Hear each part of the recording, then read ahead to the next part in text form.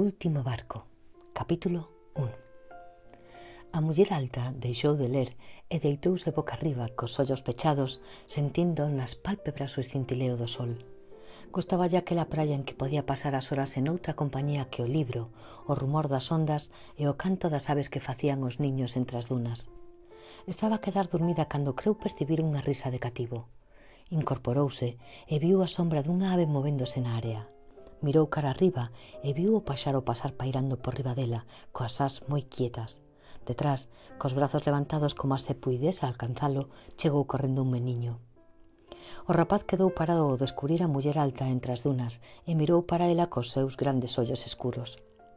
Tería uns 8 anos e levaba posto un traxe de baño verde mar. En lugar de man, no extremo do brazo esquerdo non tiña máis ca un toco. A muller alta fixouse na man que non estaba e buscou na cesta unha mazá que debía de quedarlle en algún sitio. «Queres unha mazá?» preguntou, ensinándolla. O home que viña con neno apareceu sobre a duna uns segundos despois. O sorriso que traía tamén se transformou en sorpresa ao tropezar con ela. «Podo darlle unha mazá?» consultou a muller alta, despois de cubrirse coa toalla. Antes de que o home puidese contestar, o neno achegouse á muller alta e estirou a única man. Logo, sostendo a mazá como se fose un trofeo, perdeuse tras da duna para sempre.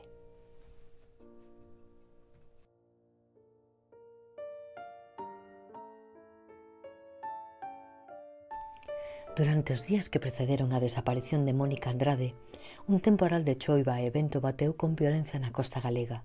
En Vigo, a auga asolagou sotos e garaxes e o vento derrubou árbores e desprendeu fragmentos das cornixas de algúns edificios.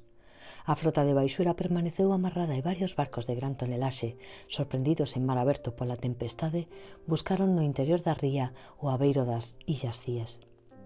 Unha daquelas madrugadas, Leo Caldas espertou sobresaltado pola treboada. Acendeu a luz, bebeu un vaso de auga na cociña e, desde o salón, contemplou a choiva intensa debuxando liñas casi horizontais arredor dos farois da rúa.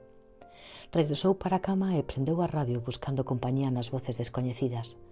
Onda Vigo emitía A Sentinela, un programa local que, como aquel outro en que el mesmo participaba, intercalaba pezas musicais con chamadas dos oíntes. Sobre o eco cada vez máis distante dos tronos, Caldas escoitou como uns oíntes saudaban o locutor con familiaridade, mentres outros, máis apoucados, apenas pronunciaban monosílabos durante os primeiros instantes en antena.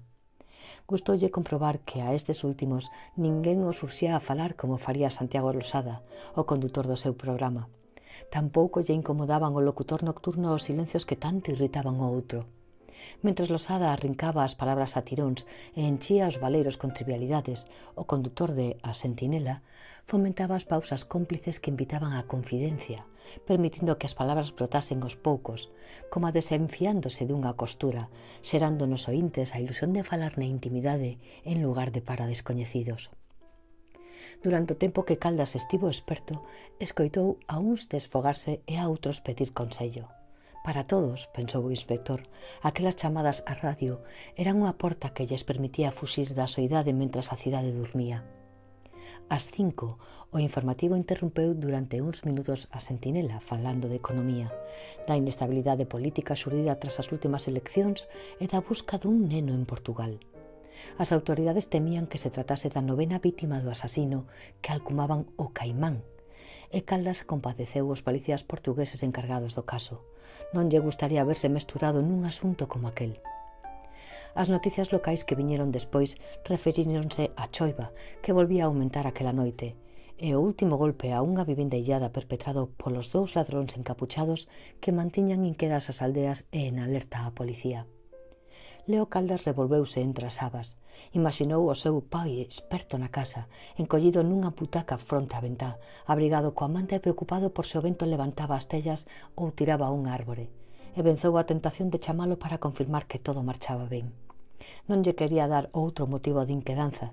Confiaba en que, polo menos, o can estivese con el. Logo doutra chamada, Caldas deixou de atender o programa.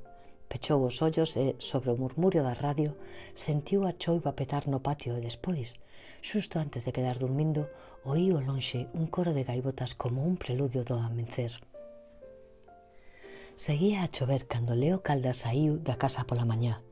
O vento da noite desprazara do sitio algúns colectores de lixo e nas beiras rúas acumulábanse máis follas caídas do habitual. Cando chegou ao paseo de Alfonso XII, o mar apareceuselle tan gris como as nubes que cubrían a cidade, pero máis alá das cíes adiviñábase unha franxa estreita de ceo azul como un augurio de bo tempo. O temporal tamén deixara secuelas nos rostros dos axentes de garda que conversaban na porta da comisaría. Leo Caldas saudounos antes de entrar e camiñou entre as dúas fileiras de mesas da sala principal. Empuxou a porta de cristal esmerilado do seu despacho, colgou o impermeable e tivo que vencer o desexo de fuxir ao ver o número de documentos amoreados en riba da mesa. Como todos os venres, despois de varios días esquivando atestados, minutas e dilixencias, tiña que encargarse dos papéis. Comezou separando os que tiñan pegado o sinal amarelo dos asuntos máis urxentes. Cando os identificou, acendeu o computador e saiu do despacho para facer un café na sala contigua. No mes de xuño, tras un atraco, o propietario e os dous empregados dunha xoiería pasaran varias horas naquela mesma sala tratando de identificar os asaltantes nos arquivos da policía. 2 semanas máis tarde, cando a unidade de Leo Caldas detivo a banda de atracadores, o xolleiro envioulles unha cafeteira nova. Ninguén sabía se o fixera por gratitude ou por compaixón, pero, non sendo ferro, que extrañaba o resaibo queimado que deixaba antiga, o obsequio do xolleiro reconciliara os co café da comisaría. Caldas regresou ao despacho, deixouse caer na butaca negra e mergullouse no primeiro dos documentos. Hora e media máis tarde, mentres redactaba un oficio dirixido ao xulgado, o cristal da porta escureceuse. Leo Caldas levantou a vista e recoñeceu a silueta do seu axudante antes de que a porta se abrise. «Xa estou de volta», anunciou Rafael Estévez. «Xa te vexo». «Leu o de onte á noite?» Caldas negou coa cabeza. «Pois, botelle un ollo ao periódico», suxeriu Estévez sinalando o computador. «Eses bastardos xa poden rezar para que non sexa eu quen os colla». Cando Estévez se retirou, Caldas abriu a primeira páxina do xornal da pantalla.